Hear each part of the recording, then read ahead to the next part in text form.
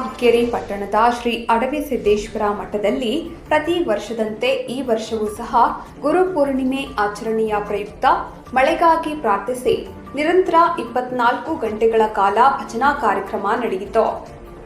ಆರಂಭದಲ್ಲಿ ಶ್ರೀ ಕರ್ತೃ ಗದ್ದುಗೆಗೆ ಹಾಗೂ ಲಿಂಗೈಕ್ಯ ಜ್ಞಾನ ಯೋಗಾಶ್ರಮದ ಸಿದ್ದೇಶ್ವರ ಸ್ವಾಮೀಜಿಯವರ ಭಾವಚಿತ್ರಕ್ಕೆ ಪೂಜೆ ಸಲ್ಲಿಸಿ ಪ್ರಾರ್ಥನೆ ಸಲ್ಲಿಸಿದರು.